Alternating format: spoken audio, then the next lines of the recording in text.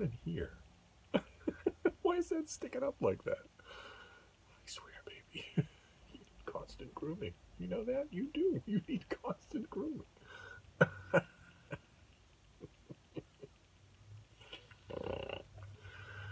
Hello, BookTube. Welcome back to your Daily Penguin. This is our tour through my Penguin Classic wall.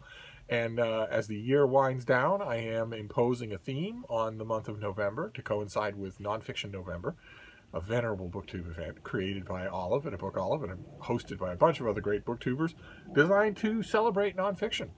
And of course, the Penguin Classic line is split right down the middle between fiction and nonfiction. So I've been, instead of just grabbing at random, I've been sort of looking. I'm still trying hard not to massage. I'm just looking for the next nonfiction collection, the next nonfiction book instead of fiction. I'm trying not to impose any more heavy-handed themes than that because I have a penchant for heavy-handed themes. And the one I found today is a mixed bag. This is Colonial American Travel Narratives, edited by Wendy Martin, who is a first-rate scholar, who is responsible for two great anthologies that are really worth your time to find. We Are the Stories We Tell, and then its sequel, More Stories We Tell, which are collections of stories by short stories by North American women. Really, really good stuff. And here you have Thomas Chambers. Look at that gorgeous cover. That is called Sunset, Hudson Valley, 1830. You have the church. Look at that skyscape.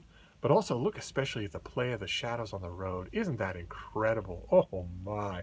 This is a particular case where I wouldn't, this is an old style Penguin Classic with the bar on the top and the white writing, but I wouldn't trade this one for all the tea in China. And this is a collection of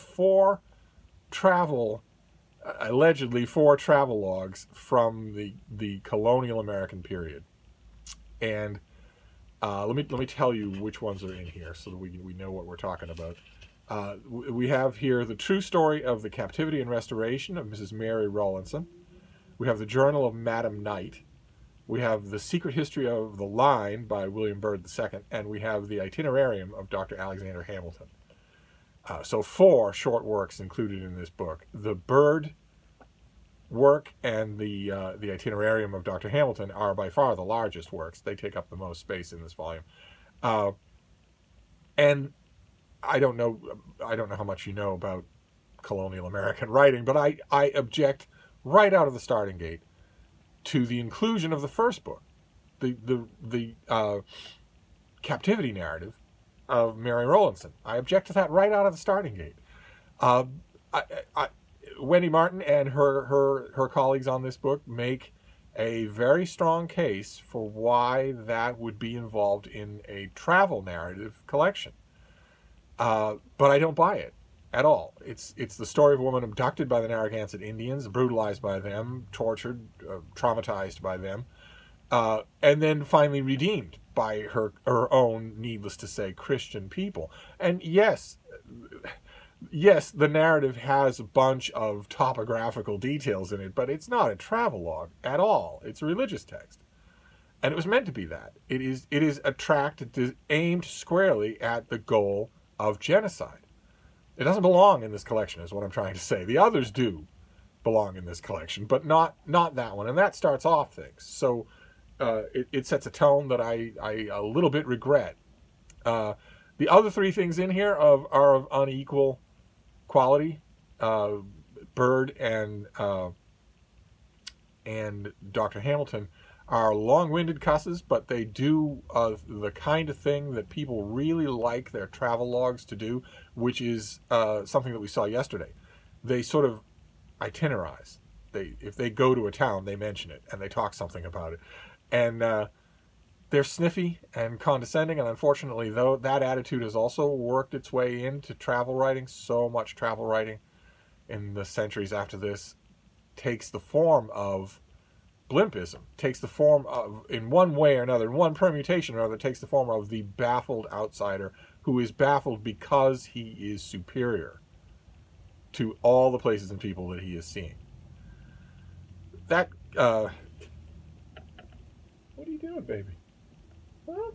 What are you doing? That gets a little tiresome for me in travel writing, even though some of my favorite pieces of travel writing indulge in it, it's almost unavoidable in the genre that has come about as a result of these narratives and the narrative that we saw yesterday. Once travel becomes affordable and overall safe, people are going to do more of it. And when they do more of it, they're going to write about it. And that's in large part the genesis of a lot of what's in here, except, again, for the first narrative.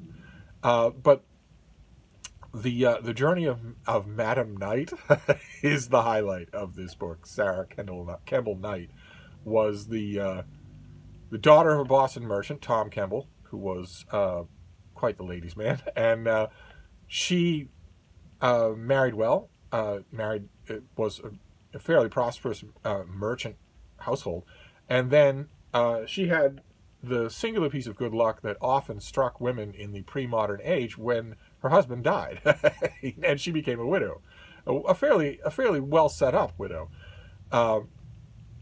and as historians and biographers sometimes quaintly put it, she thereafter declined to remarry.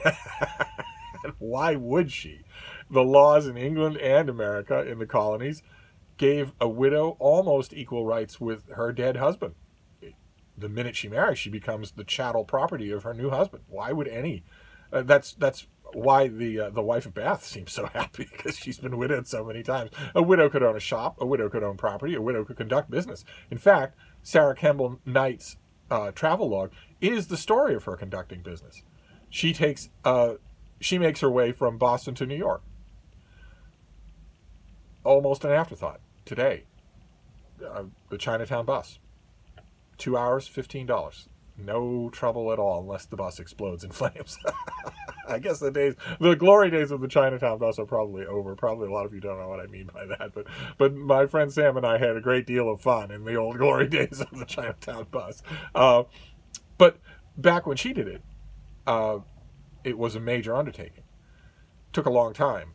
Fording rivers, paddling in canoes, riding horses to exhaustion and whatnot, and dealing with the vagaries of ordinary inns all along the way. And Sarah Campbell Knight was a formidable person. Even before she took her trip, she was a formidable person. She was sort of a jack of all trades, a Jill of all trades. She had a shop on Moon Street in Boston, and she did a lot of things. She would do all sorts of fair copying work, do all sorts of quasi-paralegal work. She was an Indian trader, so in other words, traded with them, and was esteemed by her trading partners as tough but fair. There was a lot of commerce, a lot of foot traffic into that shop on Moon Street that didn't have anything to do with her advertised services. She was one of those type of people, the type of woman who is indispensable to everyone around her because she has what we call a good head on her shoulders. When everyone around her, even the people who otherwise say they do, are willing to defer to hers because it was so good. And on top of that, she had a wonderful wry New England sense of humor, and it runs throughout her account of her journey. Her account of her journey is way too short. God, when you spend time in this volume with William Byrd and his stupid faux profundities and his long-windedness, or with Dr. Hamilton, who just never met a detail that he didn't want to belabor, it was scarcely a flicker of humor in either one of them. And needless to say, the rescue narrative has no humor in it. But so the one bright light in here is Sarah Campbell Knight, who relates her adventures going between Boston and New York, and then coming all the way back home, with a good deal of a twinkle in her eye. It's a delight to spend time with her on the page. There are other colonial era travel narratives that could have filled out this volume. I don't begrudge Wendy Martin her editorial choices. That's what I love editors for, because they don't make the same decisions that I would make. But even so, I say categorically remove the rescue drama from this. It is travel writing, travel narrative only, incidentally. And replace it with one of the many, many other travel narratives, even if you have to piece something together from someone's letters. There's plenty of that to choose from. But one way or another, This is a recommend. Your Penguin for today is a recommend. It's uneven, as all anthologies will be, but nevertheless, it was a great deal of fun to revisit. I, of course, reread Sarah Campbell's piece. Of course, I reread that here. I didn't reread the others. I reread them, and I dipped into them, but I sat down and reread hers. And it reminded me of relatively recent work of history, Between Two Worlds. We've seen it on this channel. We saw it in advanced form, and we saw it in finished copy.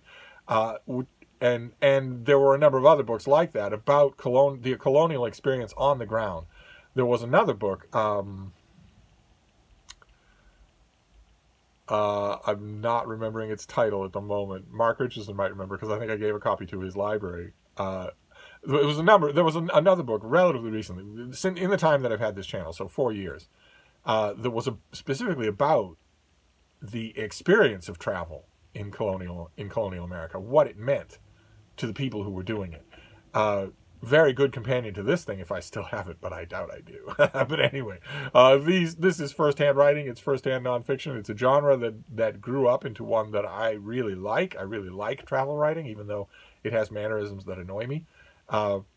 And who knows, in 2021, I may do a bit of travel writing on me own. Maybe show everybody else how it's done.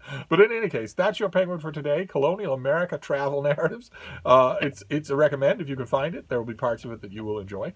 And I'm going to wrap this up for now, but I'll be back. Thank you, BookTube.